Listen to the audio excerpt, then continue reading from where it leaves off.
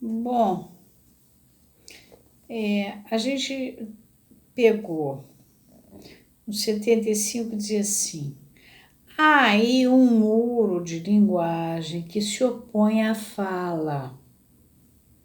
Linguagem são as expressões. Se opõe à fala e às precauções contra o verbalismo. Quer dizer, o conjunto de fala expressa, ele na verdade tem uma tendência a dar mais importante ao conjunto de falas expressas do que às ideias em si, que é para não esbarrar, não sair dessa situação de alienação dele. Que se opõe à fala e às precauções contra o verbalismo, que são um tema do discurso do homem normal, entre aspas, de nossa cultura, só fazem reforçar-lhe a espessura. Ele continua com o muro lá mais espesso ainda. Não seria inútil avaliar esta última, quer dizer, a cultura, pela soma estatisticamente determinada dos quilos de papel impresso, dos quilômetros de sulcos discográficos. Vocês têm que entender que naquela época era fita cassete, que era papel batido, e de horas de transmissão radiofônica que a referida cultura produz per capita nas zonas A, B e C de sua área. Você tem as áreas, né? Os cientistas, você tem já o pessoal das letras, você tem, enfim, você separa aí, e ao mesmo tempo você tem uns estamentos aí. Ele continua, diz assim: esse seria um belo objeto de pesquisa para nossos órgãos culturais, e nele veríamos que a questão da linguagem não está inteiramente contida na área das circunvoluções, das muitas voltas em torno de um mesmo centro, em que seu uso se reflete no indivíduo. E aí ele bota em inglês uma poesia. We are the hollow man. We are the staffed man.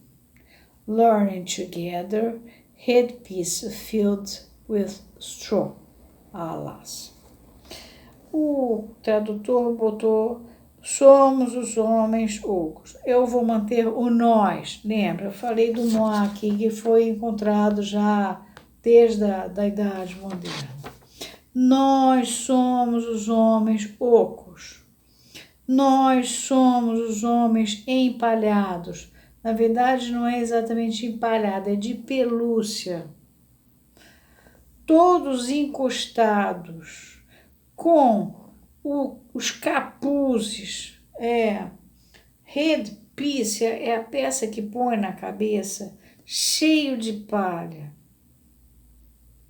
O capacete cheio de palha. E aí ele botou: ai de nós. Na verdade é um down, nós não somos nada.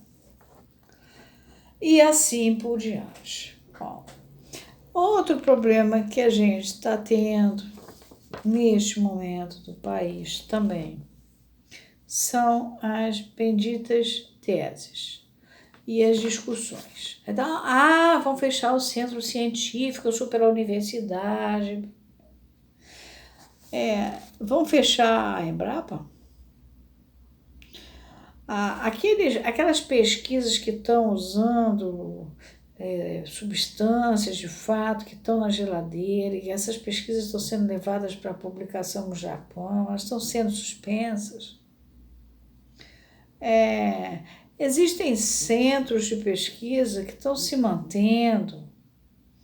As pesquisas sobre AIDS, as pesquisas sobre hanseníase, enfim, HU1, MM1, sei lá, as coisas todas. Então não quer dizer que acabou a pesquisa. Quer dizer que aqueles quilos que aqui antigamente era escrito, né? E sulcos discográficos e horas de transmissão radiofônicas, etc., que hoje é tudo pela internet, vai ter que ser revisto. Porque existem teses que, se elas estão escritas, elas fariam bem em ir embora para fazer papel reciclável. Porque elas não têm a menor utilidade. Elas eram, na verdade, uma espécie de subemprego. O camarada saía da faculdade, dali ele fazia uma prova de mestrado, do mestrado ele ia para o doutorado, por sua vez o professor de mestrado ganhava pontos se tivesse aluno de mestrado, acabava ajudando a escrever uma tese, poucas exigências, essa tese virava uma tese de doutorado, assim por diante. Isso nas áreas mais abstratas, mais humanas, mais. Nas áreas de pesquisa aplicada, eu assisti ao ponto do camarada na pesquisa aplicada, chefe de departamento, com uma excelente ideia de tese que a pessoa apresentou, falar: eu não estou interessado não, porque você vai me atrapalhar. Eu, na verdade, o que eu quero é um aluno jovem que vai ficar pesquisando para mim, porque eu vou ficar em casa. Outras coisas que eu vi, centros de pesquisa conhecidos, pessoas com 40 horas de obrigação, simplesmente não compareciam. Então, eu não sou a favor do governo X ou Y, Z, não me interessa, nem votei no atual governo, não é no meu caso. Agora, nós não podemos ficar gastando o dinheiro de um país, e isso não é só no Brasil, é porque vocês veem o Facebook.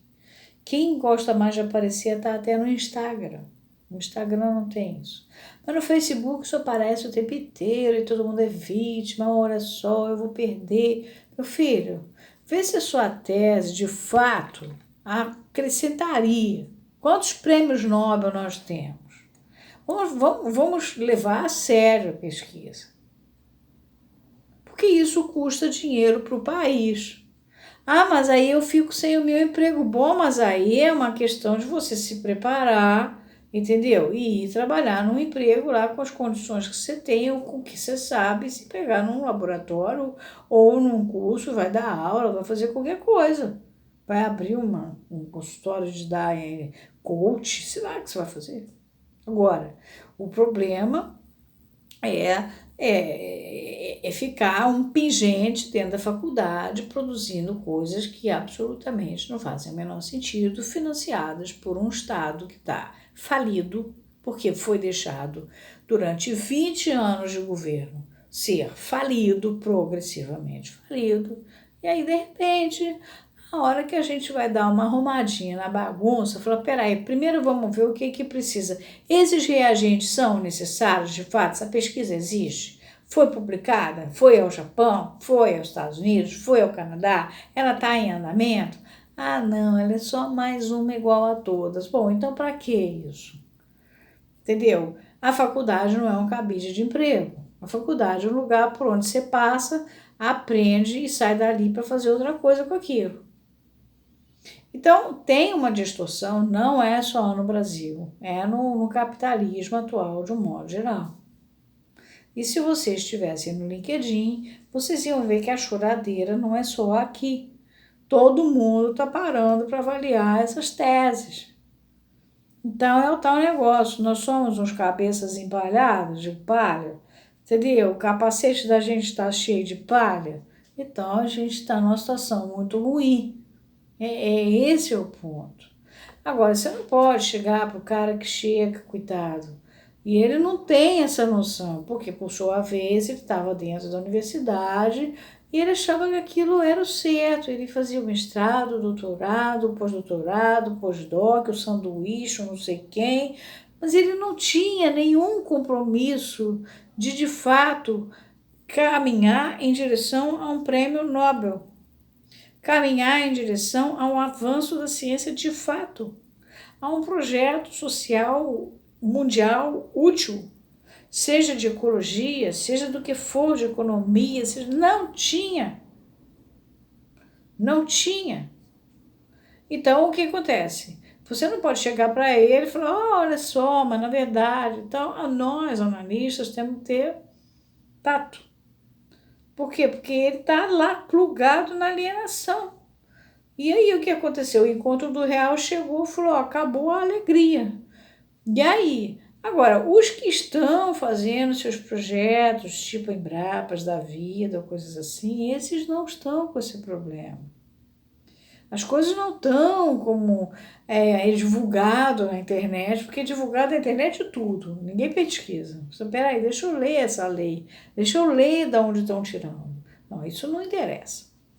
Não interessa por quê? Porque aí há um engessamento social, nós todos fazemos parte do mesmo grupo, então não é assim a vida.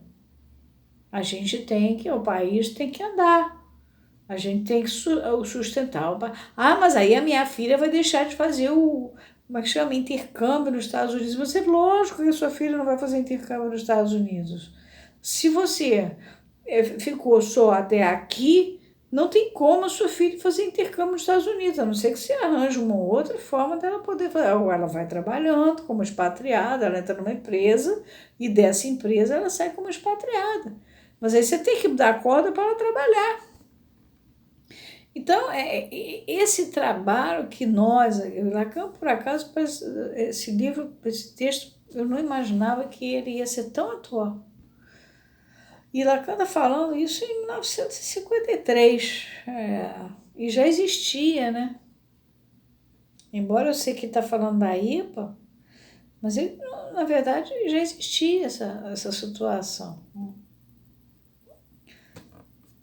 Tanto de um lado de corrupção, como de outro de mau uso da universidade, como, enfim, várias coisas. Aliás, no seminário 17, ele vai mostrar os equívocos dos universitários.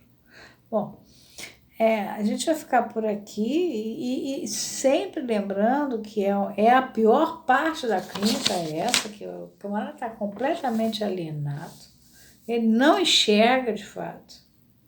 E você tem que ir com muito jeito e muito tato administrando aquele sofrimento que é real. As flores do ego dele desabaram, ele está um destroço, mas ele não enxerga que não foi, que o problema não está com o mundo, está com ele. Foi ele que não parou para pensar nele, nos filhos dele, no futuro do país dele, numa previdência social própria dele, numa acumulação de dinheiro dele. Não, isso não, porque o salário viria de qualquer maneira, porque as bolsas iriam aparecer de qualquer maneira. E agora a situação está feia, é isso aí, tá? Então, a gente parou aqui, parágrafo 75, 76, e esse versinho aqui, como ele está separado, vai ficar sendo como 77, e a gente vai entrar numa outra fase que ele está dando um espaço, sinal que ele agora vai seguir com outra história.